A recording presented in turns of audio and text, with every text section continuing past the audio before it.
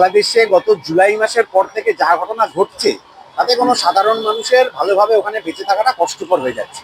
যুক্তিবাদী মানুষ, মুক্তমনা মানুষ, মুক্ত চিন্তার মানুষ, তারা গত জুলাই মাসের পর থেকে প্রতিদিন বিপদে পড়ছেন এবং মৌলবাদ মাথাচাড়া দিচ্ছে। একই ঘটনা আমরা ভারতবর্ষেও দেখেছি।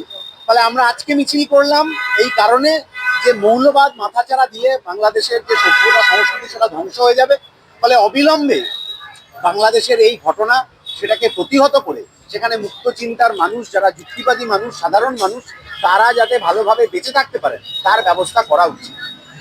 দাদা, এই যে বাংলায় রাজনৈতিক যে ধর্মের রাজনীতি শুরু হয়েছে, এই বাংলা কি আগে ছিল? এই বাংলা আগে কখনো ছিল না। তো আপনি এর আগে বামপন্থীদের যখন সরকার ছিল তখন মন্দির মসজিদের রাজনীতি করতে দেখতেন। যখন বামপন্থীদের সরকার ছিল তখন মতুয়াদের মধ্যে দুটো তিনটে অংশের ভাগ, এগুলো কখনো দেখতেন? সিপিআইএম এগুলো কখনো করার চেষ্টা করেন। তারা রুটি রুজির কথা বলতো, কোথাও সফল হয়েছে, কোথাও যতটা হওয়ার ছিল ততটা হতে পারেনি। মানুষ ভোট দেননি, অন্যদের ভোট দিয়েছেন। কিন্তু যাদের ভোট দিয়েছেন তারা আজকে একজন মন্দির বানাচ্ছেন, একজন মসজিদ বানাচ্ছেন, একজন দাঙ্গা করছেন, একজন ঝামেলা ঝঞ্ঝাট করছেন, আর এর আড়ালে সব পয়সা লুটে নিয়ে চলে যাচ্ছেন। সে নিয়োগ দুর্নীতির টাকা হোক, 100 দিনের কাজের টাকা হোক, আবাস যোজনার টাকা।